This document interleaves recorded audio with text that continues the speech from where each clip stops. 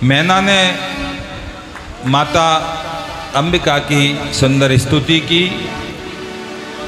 मैना कहती हैं, हे शिवे आपकी जय हो जय हो, हे प्राज्ञे, हे महेश्वरी, हे भवाम्बिके, यदि मैं वर पाने के योग्य हूँ तो आपसे पुनः श्रेष्ठ वर मांगती हूँ।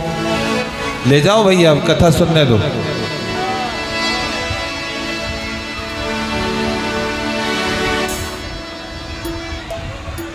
कितना भाव है माताओं का। 6 बजे तक गाता रहूं तो ये ऐसे भेंट करती रहेंगी। हाँ, इतना ही भाव है श्री माधोपुर में।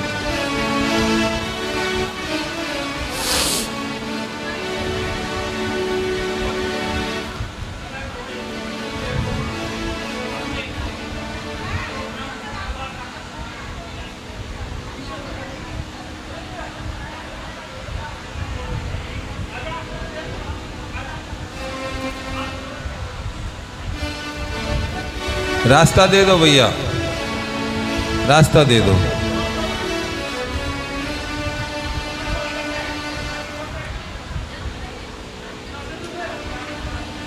देखो भाई, श्री माधोपुर के सेठों से मैं व्यासपीठ से एक बहुत विनम्रता पूर्वक आग्रह करता हूँ कि 2-3 बार ऐसा हो गया कि जब भी कार्यक्रम होता है जगह की बड़ी खिचपिच रहती है और मैं संकोचवश कुछ ज़्यादा प्रेशर से नहीं कह पाता हूँ। जैसी व्यवस्था आप देते हो उसमें बैठ जाता हूँ, लेकिन ये जगह बहुत कम पड़ती हैं, इसलिए आगे से थोड़ा ध्यान रखा करो कि भाई कम से कम जो कथा सुनने वाले आए वो आनंद से तो बैठ सकें। बहुत भीड़ हो जाती है। तो मैं निवेदन कर रहा था, माता ने प्रकट होकर के मैना को दर्शन दिए और कहा कि मैं तुम्हारी तपस्या से प्रसन्न हूँ, वरदान मांग लो। जब माता ने कहा तो मैना ने कहा कि हे माँ, अगर आप मेरे ऊपर प्रसन्न हैं तो मैं आपसे, अगर आप ऐसा मानती हो कि मैं श्रेष्ठ वर पाने की अधिकारिणी हूँ, तो मैं आपसे ये वर मांगती हूँ कि सबसे पहले तो प्रथमम शतपुत्रा में भवन्तु जगदम्बिके। हे माता, सबसे पहले तो मैं ये वरदान मांगती हूँ कि मेरे 100 पुत्र की उत्पत्ति हो। कितने? ध्यान से सुनना। कितने बेटे मांगे उसने? और आजकल की क्या दशा है? एक, वो भी चाहे लड़का हो जाए चाहे लड़की हो जाए, एक ही। हम जब नौकरी में थे ना तो 6 महीने तक तनख्वाह रोक दी गई हमारी कि आप ऑपरेशन करवाओ, नसबंदी के केस लेकर के आओ, नहीं तो आपको तनख्वाह नहीं मिलेगी। हमने कहा मत दो, हमको देने वाला तो कोई और है, वो पेट भरेगा। 6 महीने तक तनख्वाह रोकी। हमने पूरी नौकरी के अंदर, डॉक्टर साहब, मैंने एक भी जो है केस नहीं दिया। आपने भी नहीं दिया। देखो हमारे गुरु भाई हैं। मैं शुरू से इसका विरोधी रहा हूँ। देखो, एक बहुत अच्छी प्रसंग की बात चली है। हम सनातन धर्मी हैं।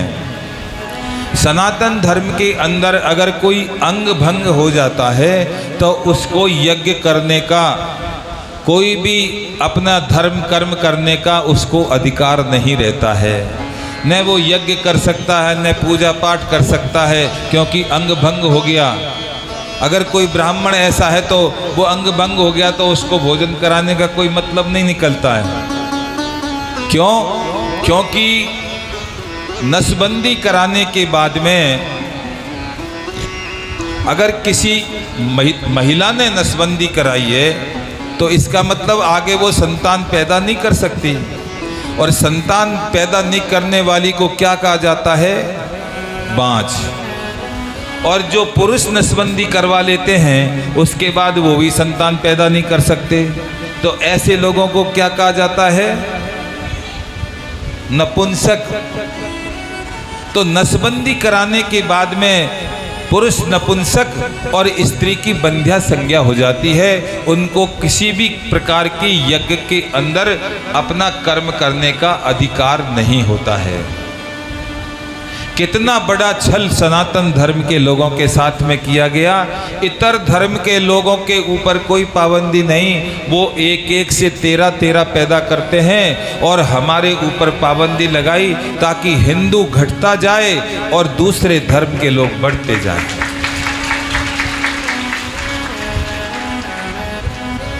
अरे पहले एक एक माँ के 15 18 बच्चे होते थे और सबको घसीट करके और चटनी बांट करके रोटी खिला करके पाल लेती थी।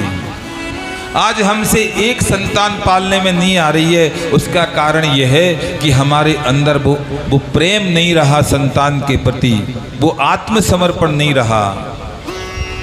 एक बेटा हो गया, अब बंद है। मौसी कहाँ से लाओगे, भुआ कहाँ से लाओगे, बहू कहाँ से लाओगे? जब सभी एक बेटा पैदा करेंगे तो तुम्हारा कैसे संसार रचेगा? इसलिए इस षड्यंत्र को समझो। ये बहुत बड़ा षड्यंत्र हमारे देश के अंदर हिंदू समाज को नष्ट करने के लिए चल रहा है। इसलिए खूब, हाँ, अगर आपको संतान नहीं चाहिए तो सनातन धर्म के अनुसार आप संयम करो, ब्रह्मचर्य का पालन करो, वो आपके लिए श्रेष्ठ है। लेकिन इस तरह के करना जो ठीक नहीं है, इससे हमारी संस्कृति नष्ट होती है। और फिर वो जिनको हम बंद कर देते हैं, नसबंदी करा करके, कोई हमारे पूर्वज आना चाहते हैं हमारे घर में तो वो नहीं आ पाते हैं। फिर वो दूसरी जगह जाते हैं, फिर वहाँ जाकर के वो विधर्मी बनते हैं और फिर हम ही को मारने के लिए उनके अंदर प्रवृत्ति पैदा होती है। वो बदला लेते हैं कि तुमने हमको आने से रोका हमारे परिवार में से, अब हम तुम्हारी जो है खतना कराएंगे, अब हम तुमसे जो है और आयत पढ़वाएंगे। इसलिए समझो भविष्य हमारा कहाँ जा रहा है। सभी मेरी माताओं से, भाइयों से मैं निवेदन करता हूँ कि इस तरह का जो ये चाल है इसको बंद करें और कम से कम सनातन धर्म को चलाने के लिए 2-2, 4-4 बच्चे तो हमारे होने ही चाहिए। हमको ये डर रहता है कि इनका पालन पोषण कैसे करेंगे। अरे भाइयों, अरे मेरी माताओं, एक बात का विचार करो। अगर हमारे घर में कोई प्राणी आ रहा है तो वो खाने के लिए तो उसके पास एक मुंह है, लेकिन कमाने के लिए भगवान ने 2 हाथ भी तो उसको दिए हैं। वो कमाएगा, उसका भाग्य वो लेकर के आ रहा है। हमारे माता पिता को पता नहीं था कि हमारे भाग्य में व्यासपीठ लिखी है, लेकिन लिखी भगवान ने तो मिल गई। तो प्रारब्ध पहले रचो और पीछे रचो शरीर, तुलसी चिंता क्यों करे, भजले श्री रघुवीर।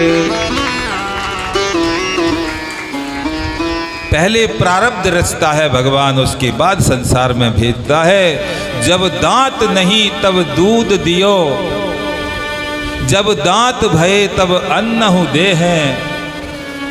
दीन को देत, गरीब को देत, अमीर को देत, वह तोहे दे हैं। अरे जो सबका पेट भरता है, जो पक्षियों का पेट भरता है, पशुओं का पेट भरता है, ये कौन सा व्यापार करते हैं भाई? लेकिन वो भी जिंदे रहते हैं हमारे संसार के अंदर। तो जैसे उनका प्रारब्ध है, वैसे भगवान ने हमारा सबका प्रारब्ध पहले से बना करके रखा है। जिसको जब जो मिलना है वो मिलेगा। तुम तो आगे का प्रारब्ध बनाओ। मनुष्य जन्म भगवान ने दिया, भारत भूमि में जन्म दिया। अहो अमीसाम किम कार्य शोभनम, धन्यास्तुते भारत भूमि भागः। देवता स्वर्ग में से प्रार्थना करते हैं भगवान से कि अब की बार हमारे पुण्य खत्म हो, जब हम इस स्वर्ग से नीचे पटके जाएं तब हमको भारत में जन्म देना, मनुष्य बनाना, ताकि हम आपकी कथा श्रवण करके और फिर आपको प्राप्त कर लेंगे।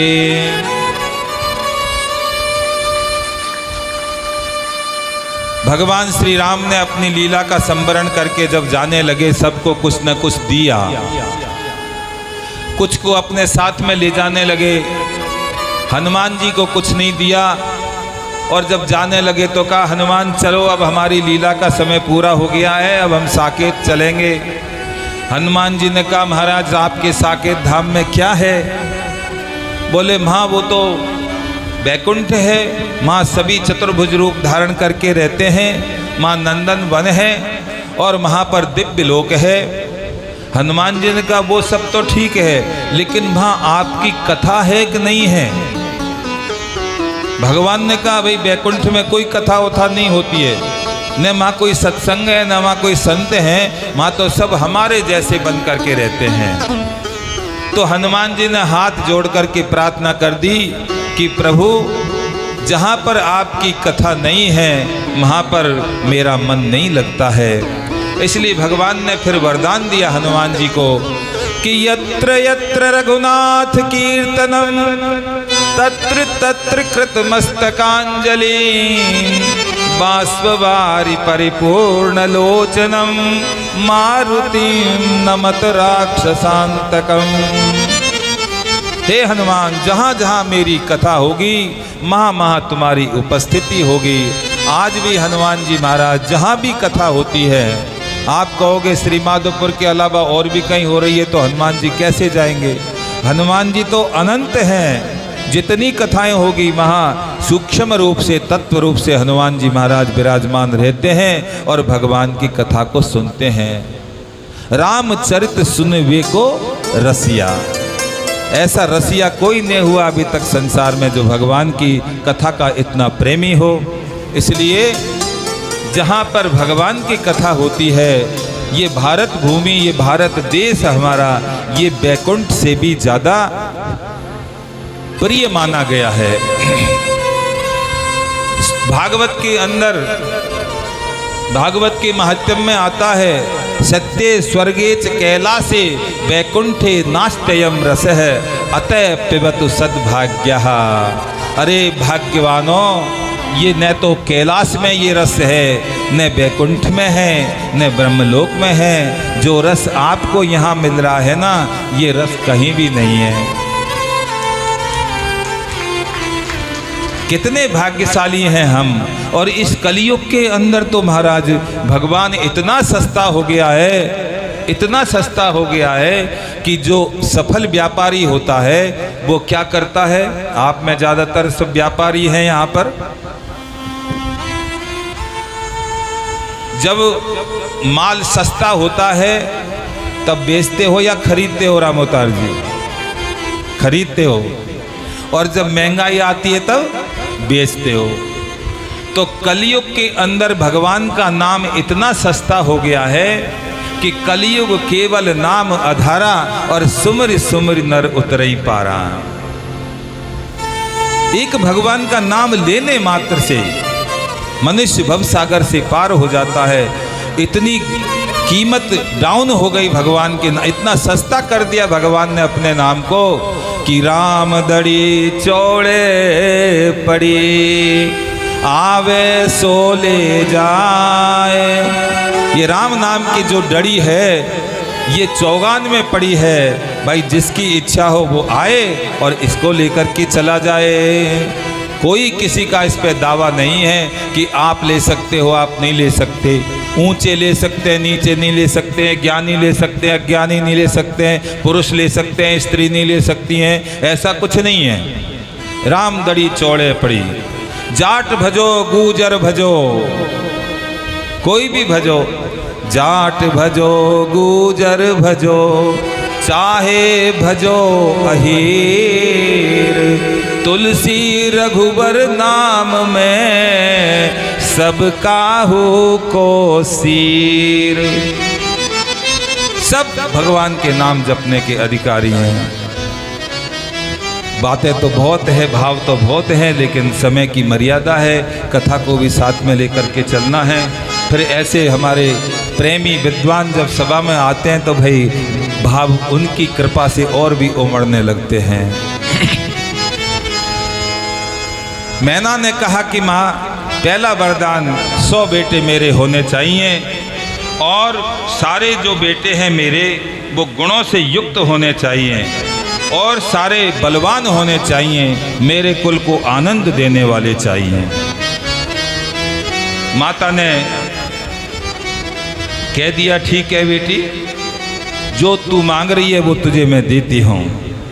और उन पुत्रों के पश्चात मेरे एक पुत्री होनी चाहिए, और जो स्वरूप और गुणों में बिल्कुल युक्त हो, मेरे कुल की कीर्ति को बढ़ाने वाली हो, ऐसी पुत्री मुझे चाहिए। और वो पुत्री मैं आपसे ये प्रार्थना करती हूँ कि आप मेरी पुत्री बनकर के, तीसरा वरदान है कि आप मेरी पुत्री बनकर के, बेटी बनकर के आओ और भगवान शंकर की पत्नी बनना स्वीकार करो। ये 3 वरदान मैना ने माता से मांगे। माता ने प्रसन्न होकर के और वरदान दे गया। माता कहती है कि शतपुत्रा संभवन्तो भवत्या वीर संयुतः तत्रैको बलवान मुख्य प्रथमं संभविष्यति। हे देवी, आपके 100 पुत्र होंगे और उन 100 पुत्रों में बड़ा जो बेटा है वो सबसे बलवान होगा, और सारे जो तुम्हारे पुत्र होंगे वो तुम्हारे बल की कीर्ति को, वंश की कीर्ति को बढ़ाने वाले होंगे, तुमको संतुष्ट करने वाले होंगे। और मैं भगवान शंकर की पत्नी बनकर के, उनकी अर्धनांगी बनकर के और देवताओं के कार्य को सिद्ध करूंगी। ये मैं तुमको वचन देती हूँ, वरदान देती हूँ। देव कार्यम करिष्यामि सेविता निखिले सुरहे। सब देवताओं का कार्य मैं सिद्ध करूंगी। ऐसा कहकर के माता जगदम्बा अंतर्ध्यान हो गई।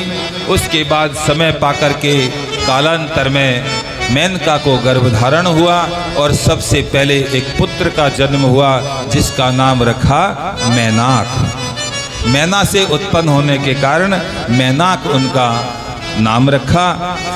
और मैनाक इतने बलवान हैं कि साहब जब पहाड़ों के ऊपर इंद्र ने क्रोध किया तो सभी पहाड़, जब पहले तो आसमान में उड़ते थे पहाड़ महाराज, क्योंकि सबके पंख होते थे, लेकिन इंद्र ने अपने वज्र से सबके पंख काट दिए, इसलिए अब पहाड़ उड़ते नहीं हैं। लेकिन मैनाक के पहाड़ उस समय भी इंद्र नहीं काट सके।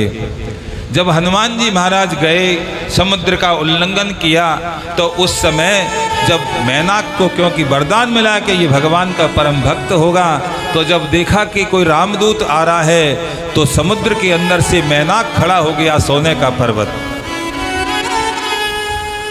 और हनुमान जी से कहा कि हनुमान जी, आप रामकाज करने जा रहे हो, ये 100 योजन का समुद्र है, आप थक गए होंगे, मेरे ऊपर विश्राम कर लीजिए। सोने का पहाड़ हनुमान जी को मिला, लेकिन हनुमान जी ने स्वीकार नहीं किया। अच्छा ईमानदारी से बताओ, आपको कोई कथा और सोना, इन दोनों में से कहे कि भैया आप क्या लेना पसंद करोगे, तो आप कथा लोगे कि सोने का पहाड़ लोगे? कथा नहीं, ये तो कहने की बात है। अभी एक सिल्ली फेंकूंगा ना तो सब लूट पड़ोगे उसमें। लेकिन भगवान के भक्त की पहचान है कि वो संसार की वस्तुओं का त्याग करके और भगवान के कथा को ग्रहण करता है। तो हनुमान जी ने लेकिन उसको ग्रहण नहीं किया। हनुमान ती परसा कर पुन कीन विचार। अगर मान लो मैनाक ने जो भेंट दी, उस भेंट को हनुमान जी नहीं लेते हैं तो उसका अपमान होता है। आज आप कोई चीज़ मेरे को भेंट करो और मैं कहूँ नहीं नहीं आप तो ले जाओ, मुझे नहीं चाहिए, तो आपका अपमान होगा कि नहीं होगा? अपमान होता है। इसलिए, और हनुमान जी को लेना था नहीं, तो उनने क्या किया कि हनुमान ती परसा कर, हाथ से उस संपत्ति को जो मैनाक ने उसको प्रकट की थी उसका स्पर्श किया और उसके बाद में उसका त्याग कर दिया। कर पुन कीन विचार, राम काज कीने बिना मोई कहाँ विश्राम। जब तक भगवान का मैं कार्य पूर्ण नहीं करूँगा, जब तक मैं विश्राम नहीं कर सकता मैनाक। ऐसा कह करके और हनुमान जी महाराज लंका के लिए प्रस्थान कर गए। मैनाक का जन्म हुआ और उसके बाद धीरे धीरे समय निकला, माता के प्रकट होने का समय आया, चंडिका देवी प्रकट हुई और धीरे धीरे हिमालय के चित्त में उसने प्रविष्ट किया। ये जो भगवत शक्तियाँ या भगवान जब आते हैं इस संसार के अंदर, तो वो हमारी तरह माँ के गर्भ में रज और वीर के माध्यम से नहीं आते हैं। वो चित्त के मन के माध्यम से उस आधान को स्वीकार करते हैं कि जिसको उनको निमित्त बनाना होता है। ऐसे ही जब भगवान श्री कृष्ण पधारे तो भागवत में आता है कि उन्होंने सबसे पहले वो वसुदेव जी के मन में प्रवेश किया भगवान ने, और मन के माध्यम से फिर वो देवकी के मन के द्वारा गर्भ में प्रविष्ट हुए। इस प्रकार भगवान के गर्भाधान की प्रक्रिया है। माता चंडी हिमालय महाराज के चित्त में प्रवेश किया और फिर समय पर उनका गर्भाधान हुआ। देवगण मुनि ये सब विष्णु के साथ आए। जब मालूम चला देवताओं का कि अब माता पार्वती का अवतार होने वाला है, तो सब आए वहाँ पर और उन्होंने माता दुर्गा की बड़ी सुंदर स्तुति की है। दुर्गे जय जय प्राज्ञे जगदम्ब महेश्वरी, सत्यव्रते सत्यपरे त्रिसत्ये सत्यरूपिणी। हे माता, हे जगदम्बे, हे भवानी, हे सत्य परे, हे त्रिसत्य, हे सत्य स्वरूपिणी, हम सभी देवता आपको बार बार प्रणाम करते हैं। ये सत्य स्वरूप है क्योंकि परमात्मा का स्वरूप है सत्य। जब भगवान श्री कृष्ण पधारे गर्भ में, तब भी ब्रह्मादिक देवता आए और उन्होंने इसी प्रकार गर्भस्तुति की। सत्यव्रतम सत्यपरम त्रिसत्यम सत्यस्य योनिम नीतम च सत्ये, सत्यस्य सत्यामृत सत्यनेत्रम सत्यात्मकम त्वां शरणं प्रपन्नः। इसलिए हे माता, आप ही सत्य हैं, आप ही त्रिकालावादित सत्य हैं, तीनों कालों में आप ही सत्य हैं।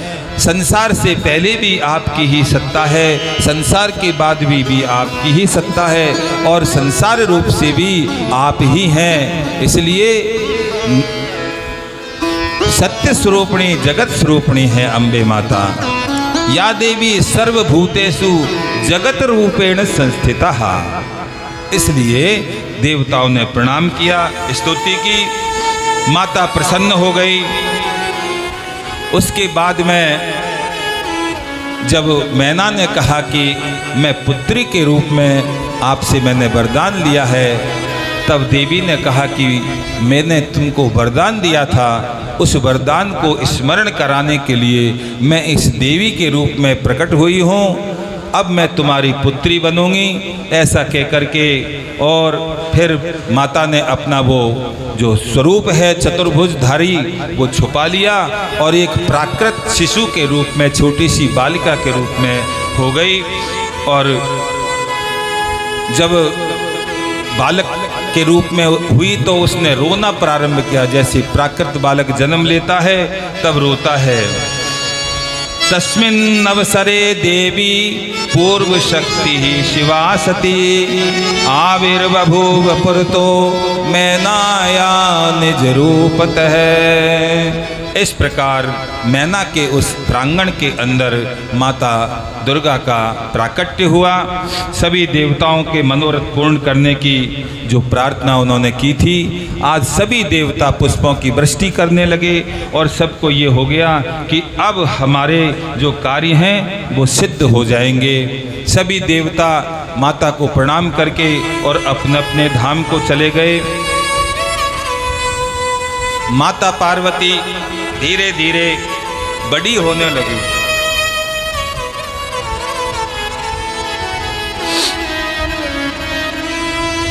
हिमालय महाराज ने पार्वती का जो है नामकरण संस्कार करवाया।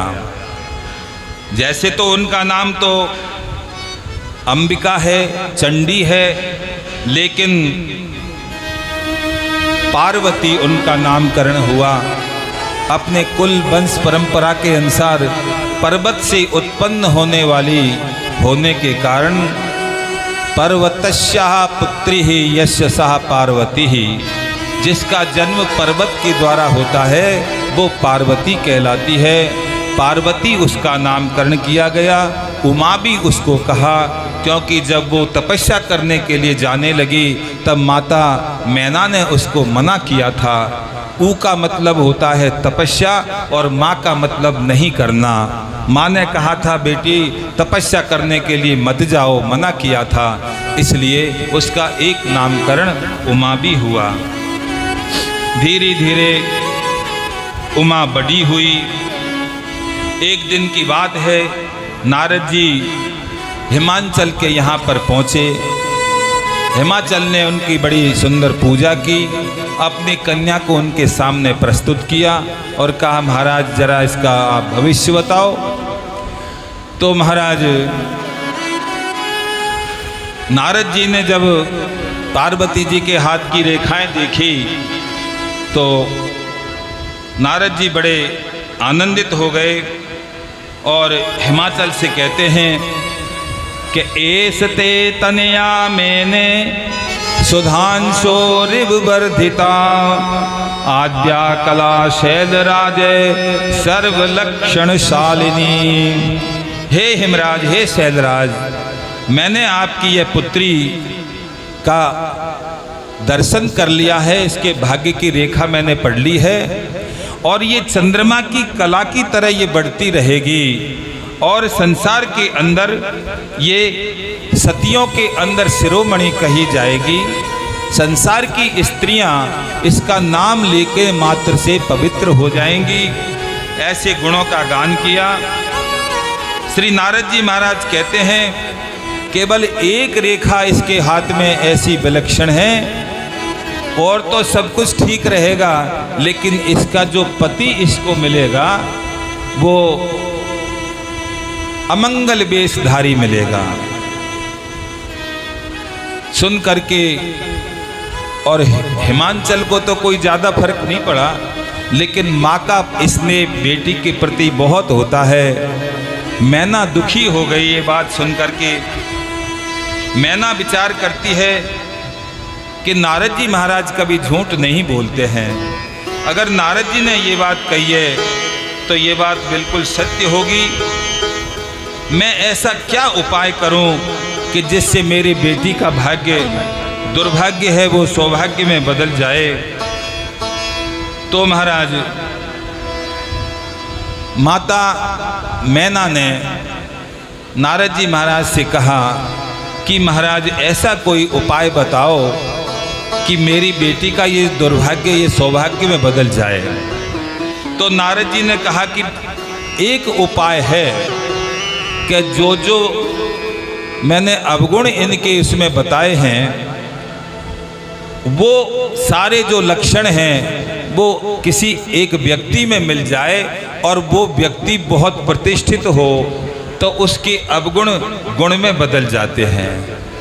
इसलिए अगर शंकर भगवान इनके ऊपर प्रसन्न हो जाएं, ये अगर शिव की तपस्या करे और शिव इनके ऊपर प्रसन्न होकर के और इनको पत्नी रूप में स्वीकार कर ले तो जो वर के दोष हैं वो सारे दोष गुणों में बदल जाएंगे।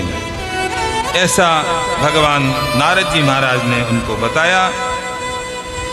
जब महाराज ये बात सुनी तो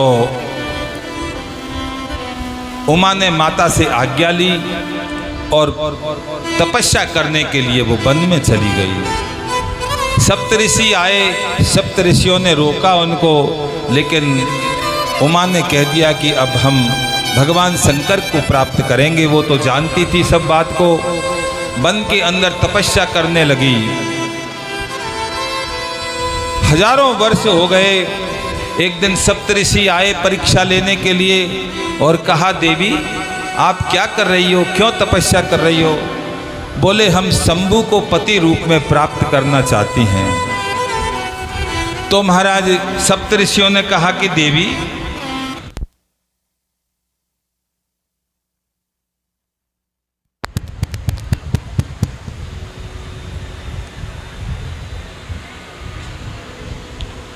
सप्तऋषियों ने कहा कि देवी, अरे आप उस शंकर की उपासना कर रही हो, उसको प्राप्त करना चाहती हो कि जिनके पास में न कोई घर है, न उनके कहीं रहने का ठिकाना है, न उनके खाने पीने की कोई व्यवस्था है, वो वेश भी ऐसा धारण करते हैं। अगर आप चाहो तो भगवान विष्णु को हम भी प्रार्थना करेंगे, वो जल्दी जो है आपको स्वीकार कर सकते हैं। इससे तो बढ़िया कि आप विष्णु की उपासना करो, विष्णु को प्राप्त करने के लिए तपस्या करो। माता उमा ने कह दिया कि महात्माओं, अगर आप भगवान शंकर को प्राप्त करने का कोई मार्ग जानते हो तो बताओ, नहीं तो आप अपने रास्ते जाओ, मुझे मेरा काम करने दो। और तुम कह रहे हो कि महादेव अवगुण सकल और विष्णु सकल गुण धाम, जेहि जाहि मन राचियो तेहि तेहि सन काम।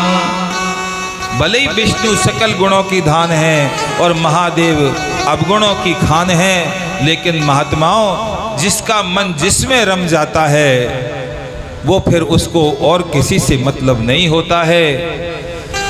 तो जन्म कोटि लगे रगर हमारी,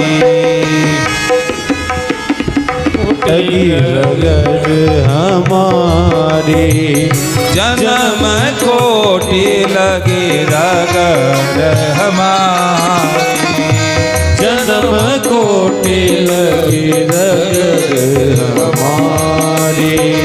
बरों संबुनत रहो कुमारी, बरहु संबुनत रहो कुमारी, बरों संबुनत रहो कुमारी। जन्म कोटि लगो रगर हमारी।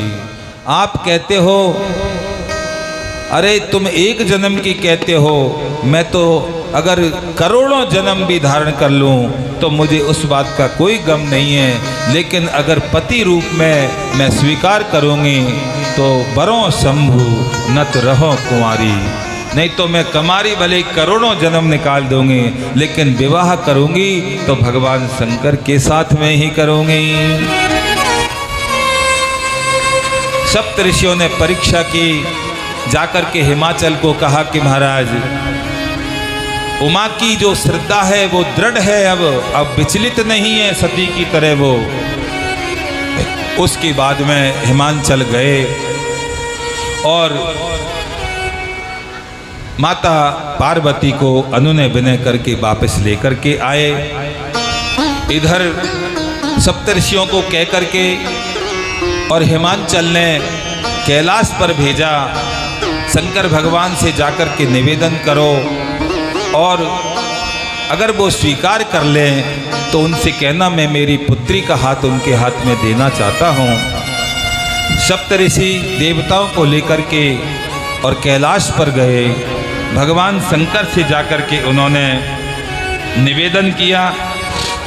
विष्णु भगवान ने भगवान शंकर से प्रार्थना की, निवेदन किया और कहा कि प्रभु आप हमारी विनती को स्वीकार करो और हिमाचल की बेटी के साथ में आप पाणी ग्रहण संस्कार करो।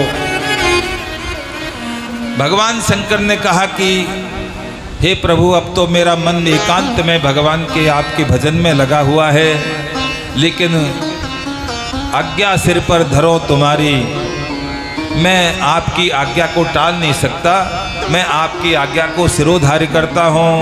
भगवान ने कहा सिर पर मत धारण करो, मेरी आज्ञा को आप हृदय में धारण करो, क्योंकि सिर पर तो महाराज गंगा जी है, मेरी आज्ञा बह जाएगी, इसलिए अंतःकरण में आप उसको धारण करो। भगवान शंकर ने प्रणाम किया, स्वीकृति दे दी। देवता सब हर्षित हो गए, अपने अपने लोकों को चले गए। उसके बाद में सूचना देकर के भगवान शंकर ने अपने एक गण को हिमाचल के पास अपनी स्वीकृति के लिए भेजा। फिर सप्तऋषियों ने कुमकुम पत्रिका कैलाश पर भेजी सप्तऋषियों के माध्यम से हिमांचल ने मुहूर्त शोध करके लगन का बढ़िया मुहूर्त निकाला और भगवान शंकर को कुमकुम पत्रिका भेजी। भगवान शंकर ने देख करके और सभी देवताओं का आवाहन किया। सभी देवता भगवान शंकर के विवाह को देखने के लिए परम उत्सुक थे, क्योंकि देवताओं ने यही विनती की थी कि महाराज बहुत दिन हो गए, आजकल देवता ये चाहते हैं कि हम आपका विवाह देखें, क्योंकि स्वर्ग के अंदर विवाह तो किसी के होते नहीं हैं। माँ तो जो भी जाते हैं वो पुण्य भोगते हैं और क्षीणे पुण्य मर्तलोकम विसंति, पुण्य क्षीण होते हैं तो फिर वापस यहीं आ जाते हैं। माँ किसी को कोई रुकने नहीं देता है। जिसके पास जितना पैसा उसके लिए उतना ही एयर कंडीशन का कमरा 5 स्टार होटल में किराया है, तो दूसरे दिन रुकने देंगे, नहीं तो धक्का देके बाहर निकालेंगे। अगर नहीं निकलोगे तो पुलिस बुला करके सामान बाहर फेंक दिया जाएगा। बस यही व्यवहार स्वर्ग के अंदर होता है। प्राप्त पुण्य कृता लोका नुषित्वा शाश्वती समा, पुण्यों के प्राप्त से ऊंचे ऊंचे लोकों में जाते हैं। तेतम भुक्त्वा सर्वलोकम विशंति, माँ स्वर्ग के सुखों को भोगते हैं और क्षीणे पुण्य मर्तलोकम विशंति, जब वो पुण्य क्षीण हो जाते हैं तब वापिस धक्का देके यहीं उनको कोई भी बना दिया जाता है, यहीं जन्म मरण में आ जाते हैं मृत्यु लोक के अंदर। इस प्रकार से भगवान शंकर ने भी अपने बिरादरी वालों को, देवताओं ने कहा महाराज हम अपने अपने हिसाब से चलेंगे। सबने बढ़िया सुंदर बारात बनाई और भगवान शंकर के गण आए। भगवान शंकर ने नंदी से कहा जाओ अपनी बिरादरी के लोगों को भी निमंत्रण दो। नंदी गए, सबसे जाकर के चलो भैया अपने मालिक की शादी है, विवाह है, सब तैयारियां करो, अपनी अपनी ड्रेस धारण करो, मेकअप करो और चलो मालिक की बारात में चलने के लिए।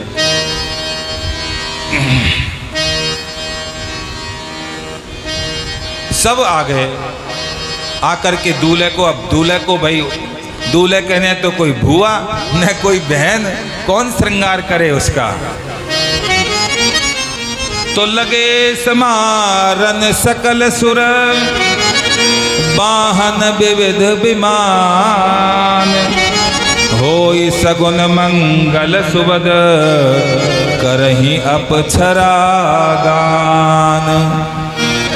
अब ये जो कथा ये शिव पुराण की ही है और तुलसीदास जी ने बिल्कुल, अरे महाराज कितने चितेरे हैं। तुलसीदास ने पता नहीं कहाँ कहाँ से पुराणों से वेदों से ये बातें लेकर के और हमको सहज रूप से मानस के अंदर प्रस्तुत कर दी। इसीलिए तो लिखा है कि नाना पुराण निगमागम सम्मतम यद रामायणे निगदितम क्वचिदन्य तोपि, स्वांत सुखाय तुलसी रघुनाथ गाता, भाषा निबंध मति मंजुल मातनोती। मैं तो किसी को विद्वता दिखाने के लिए नहीं, मैं तो अपने आनंद के लिए, मेरी मस्ती के लिए, मेरे निजानंद के लिए मैं कथा को कहता हूँ। मैं कथा को, यही रचना भगवान तुलसीदास ने भी की है। तो मानस के माध्यम से थोड़ा आनंद ले लेते हैं, क्योंकि यही शिव पुराण की कथा और मानस में भी ऐसे कैसी वर्णन की है। महाराज शिव के गण आ गए। अब आकर के, और कोई तो पावणे तो उनके कोई आने वाली है नहीं, तो पावणे ही आए सब। अब भगवान शंकर जी को दूल्हे बनाने के लिए श्रृंगार करने लगे हैं। तो शिव ही शंभु गण करहि सिंगारा, शिव ही शंभुवन करहि सिंगारा, शिव ही शंभु गण करहि सिंगारा, शिव ही शंभुगण करहि सिंगारा, जटा मुकुट अहि मोर समारा, जटा मुकुट अहि मोर समारा, कुंडल कंकिनी पहिरे ब्याला, कुंडल कोठी पहिरे ब्याला, तन विभूति पट के हरि छाला। तन विभूति पट के हरि छाला। तन विभूति पट के हरि छाला। शिव ही शंभुगन करहि श्रृंगारा। भगवान शंकर के गण शंकर जी का श्रृंगार करने लगे। क्या क्या श्रृंगार किया कि महाराज अब मुकुट उकट तो कहाँ से लाएं, तो जटा मुकुट, जो जटाएं फैली हुई थी, जब सती जी का देह त्याग हुआ था उस समय भगवान शंकर ने तांडव नृत्य किया था। तब से भगवान शंकर ने अपने बालों को नहीं संभाला। लेकिन आज रुद्र गणों ने, शिव गणों ने अब मुकुट कहाँ से लाए, तो महाराज जो जटाएं फैली हुई थी उनको समेट करके और उनका मुकुट बना दिया। दुनिया का सबसे आइडियल दूल्हा है ये। ऐसा दूल्हा आज तक न तो कभी हुआ और न कोई होगा। जटा मुकुट। अब महाराज जटाओं को तो बांध दिया, लेकिन वो मोड़ काय की लगाए, दूल्हे के तो मोड़ लगती है ना भाई।